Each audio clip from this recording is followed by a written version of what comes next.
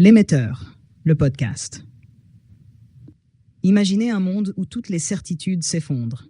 Les croyances, la morale, les idéaux, tout semble vide. Vous cherchez un sens, mais il n'y a que du silence. Ce vertige, c'est celui du nihilisme. Friedrich Nietzsche, philosophe de la lucidité, l'a perçu comme le mal de son époque et d'une autre. Selon lui, ce nihilisme naît d'un événement fracassant, la mort de Dieu. Non pas au sens religieux, mais comme la perte de tout repère transcendant. Plus rien n'est au-dessus de nous pour guider nos actions, nos espoirs, nos jugements. Dans ce chaos surgit une figure inquiétante, le dernier homme, un être satisfait mais vidé de toute grandeur. Il ne cherche plus à s'élever, se contentant d'un confort tiède. Pour Nietzsche, c'est l'aboutissement du nihilisme, une humanité qui a perdu sa soif de dépassement. Mais Nietzsche ne s'arrête pas au constat. Pour lui, le nihilisme est un passage, pas une fin, une destruction nécessaire pour permettre la création. Là où Schopenhauer ou le bouddhisme voient dans la vie une souffrance à fuir, Nietzsche y voit une opportunité, celle de forger de nouvelles valeurs, d'inventer son propre sens. Mais ce n'est pas une tâche facile, car se libérer du nihilisme, ce n'est pas simplement rejeter les anciennes valeurs, c'est accepter d'affronter le vide qu'elles laissent derrière elles. C'est refuser le refuge des illusions rassurantes, de la morale héritée, des croyances figées. Nietzsche nous met face à une responsabilité vertigineuse, celle d'être les créateurs de notre propre destinée. Si nous n'y parvenons pas, nous risquons de sombrer dans le nihilisme passif, celui de la résignation et de l'apathie. Mais si nous acceptons ce défi, alors un horizon nouveau s'ouvre. Un monde où l'homme ne subit plus la morale, mais l'invente. Où il ne cherche plus un sens extérieur, mais façonne son propre chemin. Alors, le nihilisme est-il une impasse ou une chance? Pour Nietzsche, le nihilisme trouve sa racine dans un bouleversement majeur. Dieu est mort. Cette célèbre proclamation, issue du Gai Savoir, symbolise l'effondrement des croyances religieuses et métaphysiques qui structuraient la civilisation occidentale. Mais cette mort n'est pas un simple événement. Elle est la conséquence d'une lente érosion des valeurs. Le christianisme, selon Nietzsche, avait façonné l'Occident avec une morale fondée sur la pitié, l'humilité et l'attente d'un au-delà. Mais lorsque la foi s'est éteinte, ces valeurs ont perdu leur fondement. Elles ont continué d'exister, mais comme des coquilles vides, imposant des règles sans sens, des devoirs sans but. Nietzsche ne voit pas cette crise comme un hasard. Il l'interprète comme le fruit d'un ressentiment séculaire. L'Occident, selon lui, a trop longtemps préféré la morale des faibles, celle qui nie la vie au lieu de l'affirmer. La mort de Dieu n'est donc pas seulement la perte d'une religion, c'est la fin d'un modèle moral entier. Face à cet effondrement, plusieurs réactions sont possibles. La plus courante est le nihilisme passif, une forme de résignation face au vide de sens. Le monde n'ayant plus de fondement transcendant, certains choisissent simplement de ne plus chercher. Ils se replient sur le confort, les plaisirs immédiats et l'absence de douleur. C'est la philosophie du dernier homme, cet être qui ne cherche plus à s'élever, qui préfère la sécurité au risque, la tranquillité au combat. Nietzsche le décrit avec amertume. Ils ont abandonné les auteurs et se contentent de leur petit bonheur. Ce nihilisme, bien que silencieux, est celui qui menace le plus l'humanité, car il étouffe l'élan vital, tue la passion, l'effort, le dépassement de soi. À l'opposé, il existe un nihilisme réactif, celui de la destruction aveugle. Ici, le vide de sens provoque non pas la résignation, mais la colère. C'est le nihilisme des révolutionnaires, de ceux qui veulent anéantir l'ancien monde, les traditions, les normes, mais sans rien reconstruire derrière. Nietzsche voit dans certaines philosophies modernes et dans certaines formes de politique radicale une expression de ce nihilisme. Elles détruisent la foi en tout, mais se nourrissent encore du ressentiment contre le passé.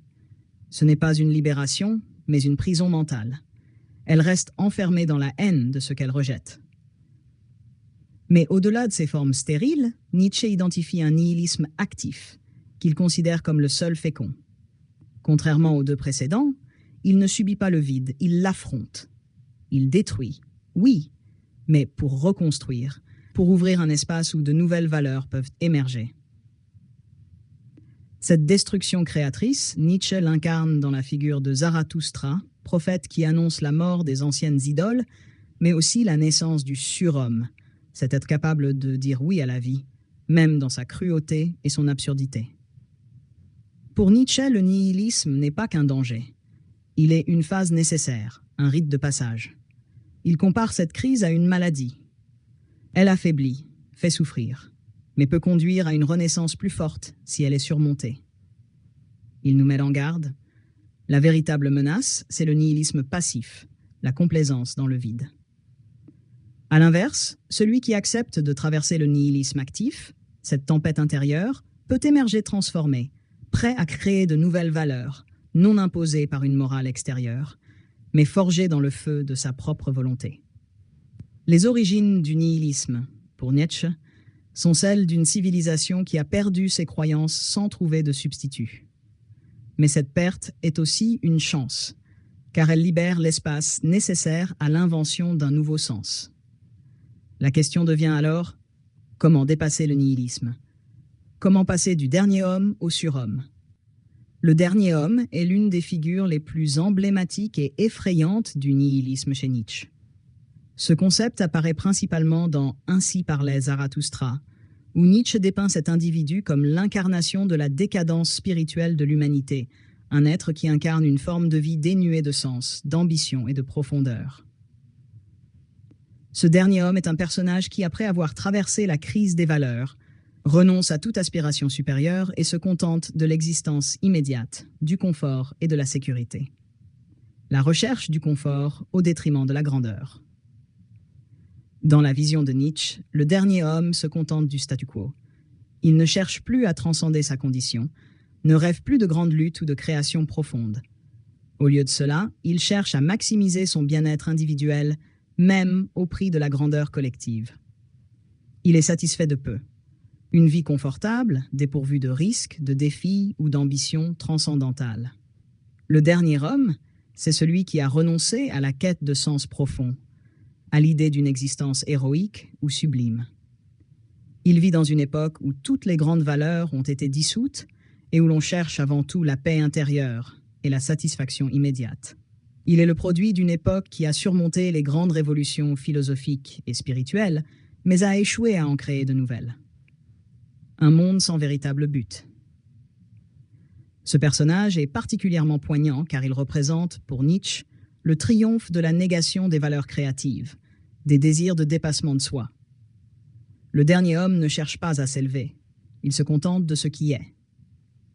Il fuit tout ce qui pourrait remettre en question ses petites certitudes et son confort. Il incarne une forme d'existence végétative, sans passion ni but véritable, où les hommes vivent pour eux-mêmes, mais au final n'ont plus de raison d'être. La décadence spirituelle dont il est l'incarnation peut être vue comme une réponse à la crise des valeurs qui secoue la modernité. Après la mort de Dieu, la perte des grands idéaux transcendants, il ne reste plus que cette quête de petite satisfaction, une sorte de fuite du vide en s'accrochant à ce qui est déjà là. Mais ce mode de vie engendre également un vide intérieur.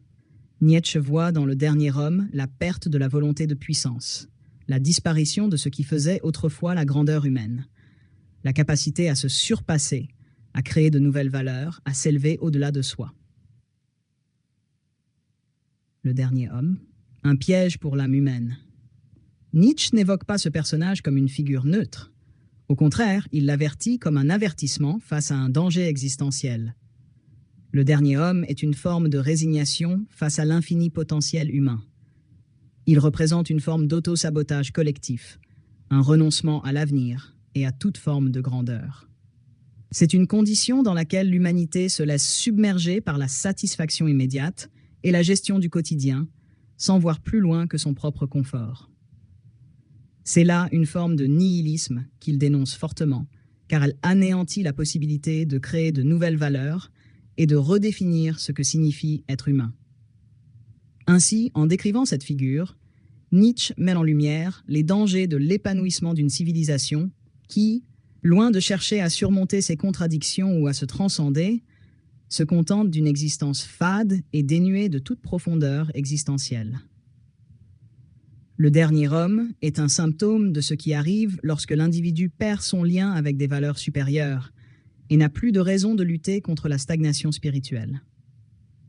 Schopenhauer, le bouddhisme et le nihilisme sont trois aspects de la pensée qui s'entrelacent de manière complexe, mais qui prennent également des directions très différentes lorsqu'il s'agit de la compréhension de la souffrance, du désir et de la quête de sens dans l'existence humaine. Nietzsche, en particulier, s'est intéressé à Schopenhauer et au bouddhisme pour explorer les racines du nihilisme. Mais ses conclusions et ses choix philosophiques s'opposent souvent aux deux systèmes. Analysons en détail les points de convergence et de divergence. Arthur Schopenhauer est souvent vu comme l'un des philosophes les plus influents du XIXe siècle sur Nietzsche, mais leurs visions du monde sont radicalement différentes. Pour Schopenhauer, la vie humaine est une lutte incessante, et la source fondamentale de cette souffrance réside dans la volonté. Selon lui, le monde est dominé par cette force irrationnelle qui pousse les êtres humains à désirer sans fin, à poursuivre sans cesse des objectifs qui, une fois atteints, ne mènent qu'à un vide, suivi de nouveaux désirs. Pour Schopenhauer, cette volonté est infinie, insatiable et constitue la cause première de la souffrance humaine. Il n'y a pas de fin à ce cycle de désir et de souffrance qui est au cœur de l'existence humaine. Le nihilisme schopenhauerien réside dans cette vision du monde où tout désir est voué à l'échec, où la recherche du sens dans la vie conduit inéluctablement à la déception. Il ne propose pas un véritable sens à l'existence, mais une manière de s'en extraire, par la négation de la volonté, par l'ascétisme et l'évasion esthétique. Selon Schopenhauer, la seule voie de sortie de cette souffrance serait d'abandonner toute volonté, ce qui se rapproche de certaines doctrines orientales, comme le bouddhisme. Le bouddhisme, quant à lui, propose une analyse de la souffrance et de son origine qui présente des similitudes frappantes avec celles de Schopenhauer, mais aussi des divergences fondamentales. Comme Schopenhauer, le bouddhisme considère que la souffrance, ou dukkha, est inhérente à l'existence humaine, mais la cause de cette souffrance réside également dans le désir et l'attachement. Le bouddhisme enseigne que le cycle des renaissances, ou samsara, est une prison du désir, et qu'il faut parvenir à se détacher de ce désir pour atteindre l'éveil et la nirvana, c'est-à-dire la libération de la souffrance. La voie du milieu, que le bouddhisme préconise, est celle de la modération, du détachement et de la sagesse. Ce n'est pas simplement une négation du désir, comme chez Schopenhauer, mais une transformation de la manière dont on perçoit les désirs. Le bouddhisme propose donc une pratique spirituelle qui permet de sortir du cycle de la souffrance en suivant les 4 nobles vérités et en pratiquant la méditation et la pleine conscience. L'objectif est d'atteindre un état de paix intérieure, une cessation de la souffrance, sans pour autant nier complètement l'existence, mais en l'appréhendant différemment. Pour Nietzsche, les pensées de Schopenhauer et du bouddhisme, bien qu'elles cherchent à offrir une réponse à la souffrance et au désir, sont nihilistes dans leur essence, mais de manière différente de son propre nihilisme. Nietzsche rejette la perspective schopenhauerienne de la souffrance comme étant quelque chose à fuir ou à abolir. Pour lui, la vie, avec tous ses conflits, sa souffrance et désir, est ce qui donne sens à l'existence humaine. Au lieu de chercher à échapper à cette souffrance, Nietzsche insiste sur l'idée de la volonté de puissance, la force créatrice qui permet à l'individu de transcender ses propres limites. Contrairement à Schopenhauer, qui voit la souffrance comme une force oppressive à échapper, Nietzsche considère cette souffrance comme essentielle à la création de valeur. Pour Nietzsche, une vie dépourvue de lutte et de défis serait une vie sans sens, une vie qui se réduit à l'existence végétative du dernier homme, que l'on a évoqué plus tôt. Nietzsche ne cherche pas une libération de la souffrance, mais un moyen d'affirmer la vie, même dans toute sa brutalité. En ce qui concerne le bouddhisme, Nietzsche partage certaines critiques envers le détachement. Bien que le bouddhisme propose une certaine forme de libération, il semble à Nietzsche qu'il implique une négation de la vie. Le détachement bouddhiste est, pour lui, une forme de passivité qui évite l'engagement dans la lutte créatrice pour un sens nouveau. Nietzsche prône une approche où l'on embrasse pleinement la vie, y compris ses souffrances et ses contradictions, et où l'on cherche à les transcender plutôt qu'à les fuir. En fin de compte, la divergence principale entre Schopenhauer, le bouddhisme et Nietzsche réside dans leur manière de répondre à la souffrance et au désir. Schopenhauer et le bouddhisme proposent des voies d'évasion de la souffrance. Pour Schopenhauer, la suppression de la volonté, et pour le bouddhisme, le détachement et l'éveil. Nietzsche, en revanche, voit dans la souffrance une composante essentielle de la création de sens et du dépassement de soi, invitant l'individu à affirmer sa volonté de puissance et à créer de nouvelles valeurs face au néant. Ainsi, là où Schopenhauer et le bouddhisme cherchent à transcender le désir et la souffrance pour atteindre une paix intérieure, Nietzsche choisit d'affronter ces réalités et d'en faire le fondement de la création individuelle et de la réinvention des valeurs. C'est cette confrontation active avec le nihilisme, plutôt que son évasion, qui distingue profondément la philosophie de Nietzsche de celle de Schopenhauer et du bouddhisme. Le nihilisme, dans la pensée de Nietzsche, ne doit pas être compris comme une fin en soi, mais comme une étape de transition cruciale vers quelque chose de nouveau, quelque chose de créatif. Contrairement à d'autres philosophes ou traditions qui voient le nihilisme comme une forme de désespoir ou de renoncement, Nietzsche le perçoit comme un passage nécessaire dans le processus de création de nouvelles valeurs. Pour lui, le nihilisme n'est pas une condition permanente de l'humanité, mais une phase transitoire que l'individu ou la civilisation doit traverser pour se libérer des anciennes croyances et créer de nouvelles manières de comprendre le monde et son existence.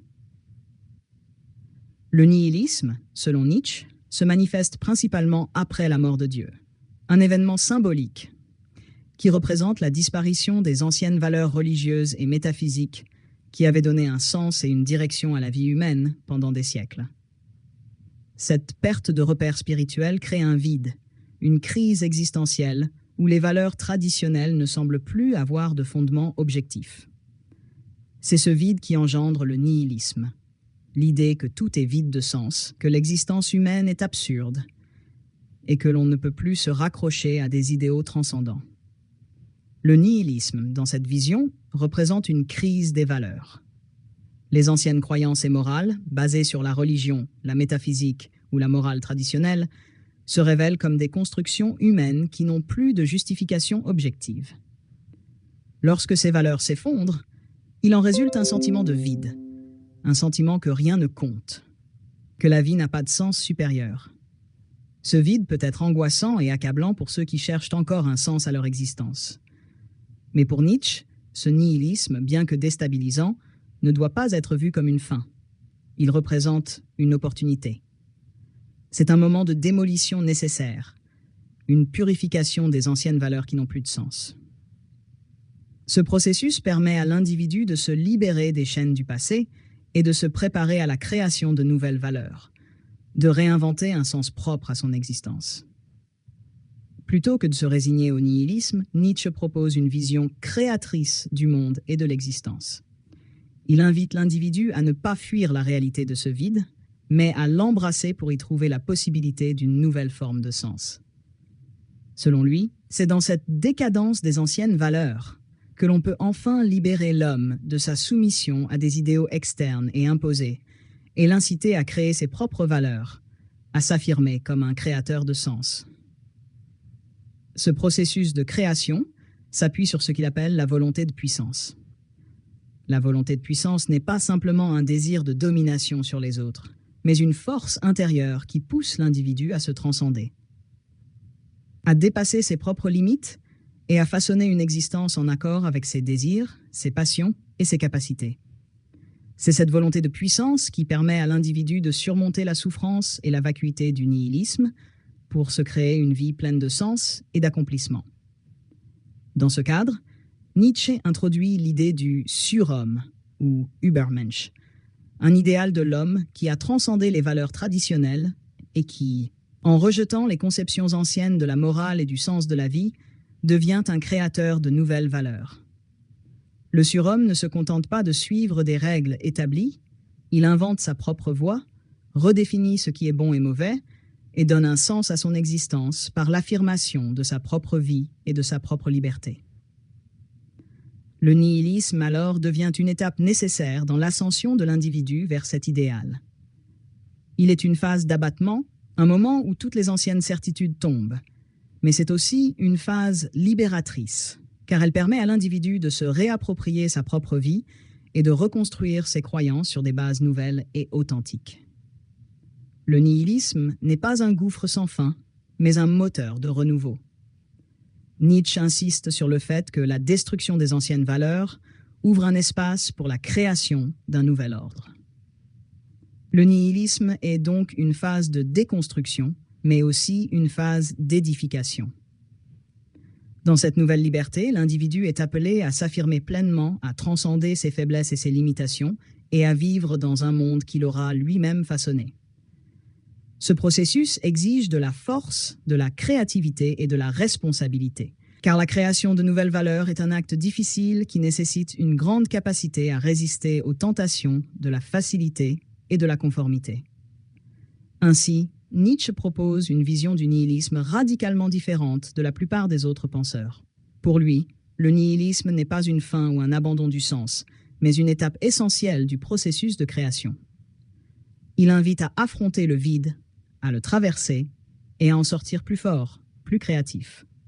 Et capable de redéfinir ce que signifie vivre une vie véritablement humaine, c'est-à-dire une vie qui trouve son sens dans la liberté de se créer soi-même, loin des illusions et des valeurs imposées. Finalement, le nihilisme chez Nietzsche devient une phase de transition dynamique, non pas une conclusion apocalyptique, mais un appel à la création individuelle et à la réinvention des valeurs, en vue de dépasser le désespoir et d'atteindre une nouvelle forme de vie plus authentique, plus forte et plus libre. La notion de surhomme, Übermensch, est au cœur de la pensée de Nietzsche et représente l'aboutissement de son idéal philosophique. Un être humain capable de transcender les limitations imposées par la morale traditionnelle et de réinventer la vie à travers la création de nouvelles valeurs. Pour Nietzsche, cette figure est non seulement une réponse au nihilisme, mais également une transformation radicale de l'individu, qui passe d'une destruction des anciennes valeurs à une création audacieuse de sens et d'accomplissement personnel. Le processus menant à l'émergence du surhomme commence par la destruction des anciennes valeurs et croyances qui ont, selon Nietzsche, conduit à la décadence de l'humanité. Il s'agit ici de la mort de Dieu, cette idée selon laquelle les valeurs religieuses, métaphysiques et morales des sociétés occidentales ont perdu leur légitimité. Nietzsche diagnostique cette perte comme une crise existentielle profonde. L'effondrement des anciennes croyances laisse l'individu dans un vide, un abîme sans repère, où il se trouve confronté à la question fondamentale du sens de l'existence. Cette destruction n'est pas une fin en soi, mais un acte purificateur et libérateur. En éliminant ces anciennes structures, Nietzsche ouvre la voie à une réévaluation radicale de toutes les valeurs. L'individu, débarrassé des dogmes hérités, doit désormais faire face à la responsabilité de créer son propre sens et ses propres principes.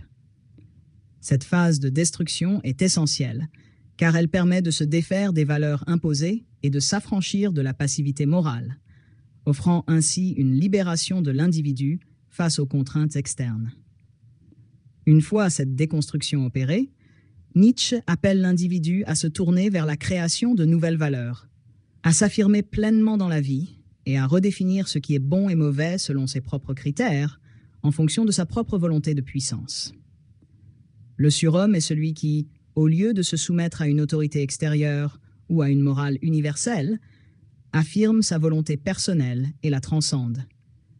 Il ne se contente pas d'exister dans le monde, mais il le crée activement, en s'imposant comme un maître de sa propre existence. Le surhomme est donc l'homme créateur, celui qui forge sa propre voie, non pas en suivant les traces d'un autre, mais en se réinventant constamment. C'est un individu qui refuse de se laisser définir par des concepts extérieurs comme la morale traditionnelle, la religion ou la politique, et qui prend la pleine responsabilité de sa vie. Il surmonte les obstacles et s'affronte sans peur à la souffrance et aux épreuves, qu'il considère comme des forces créatrices qui lui permettent de se transcender et d'évoluer. Le surhomme, en affirmant sa volonté de puissance, incarne une forme d'affirmation radicale de la vie, même dans ses aspects les plus brutaux. Contrairement à ceux qui, comme Schopenhauer, cherchent à fuir la souffrance, le surhomme l'accepte et en fait une partie intégrante de son existence. La souffrance, pour Nietzsche, n'est pas une malédiction à éviter, mais une force qui alimente la création de sens. Le surhomme ne se contente pas d'endurer la souffrance, il l'embrasse et l'utilise pour se forger, se renforcer et se réinventer constamment. Il est en quelque sorte l'incarnation de l'amour de la vie, même dans sa dureté et son chaos. Et il trouve dans cette affirmation de l'existence la source de sa grandeur. Le surhomme va au-delà de la simple recherche de confort ou de sécurité. Il n'est pas un être qui cherche à échapper au monde, mais un créateur qui transforme le monde autour de lui, même dans son côté absurde et chaotique.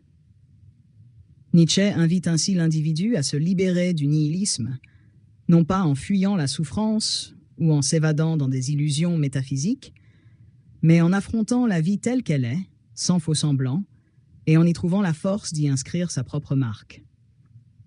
Un autre concept fondamental lié à l'émergence du surhomme est celui de l'éternel retour. Nietzsche propose cette idée comme une épreuve ultime. Et si vous deviez revivre votre vie dans ses moindres détails, à l'infini, à chaque instant, pour l'éternité? Cette question est une mise à l'épreuve de la volonté d'affirmer sa vie dans toute sa richesse et sa complexité. Le surhomme est celui qui pourrait dire oui à cette perspective sans hésitation, celui qui accepte pleinement son existence et son destin, qui embrasse son passé, ses erreurs, ses souffrances, et qui n'a aucun regret. L'idée de l'éternel retour n'est pas simplement une réflexion théorique, mais un appel à vivre de manière authentique, à ne pas se laisser piéger par le désir de fuir la réalité ou de se créer une vie conforme aux attentes des autres. Pour le surhomme, la vie doit être vécue avec une intensité, une passion et une créativité qui permettent de surmonter même les pires épreuves. L'individu qui accepte pleinement l'idée de l'éternel retour est celui qui a réussi à créer une vie qu'il serait prêt à revivre indéfiniment, sans jamais en vouloir changer un seul instant. Le surhomme représente ainsi l'aboutissement d'un processus de création personnelle qui passe par la destruction des anciennes valeurs, la confrontation au nihilisme et la volonté de réinventer l'existence. Il incarne un idéal d'humanité qui ne fuit pas le vide du monde, mais qui l'utilise comme un terrain fertile pour la création de nouvelles valeurs. Le surhomme est, à ce titre, une figure créatrice par excellence, qui puise dans la souffrance et la vacuité du nihilisme les forces nécessaires pour réaffirmer l'existence et inscrire sa propre signification dans un monde dépourvu de sens objectif. Nietzsche nous invite ainsi à voir le nihilisme non pas comme une fin, mais comme un moteur de transformation, un passage nécessaire pour accoucher de l'individu authentique, libre et créatif, capable de dire oui à la vie dans toute sa complexité.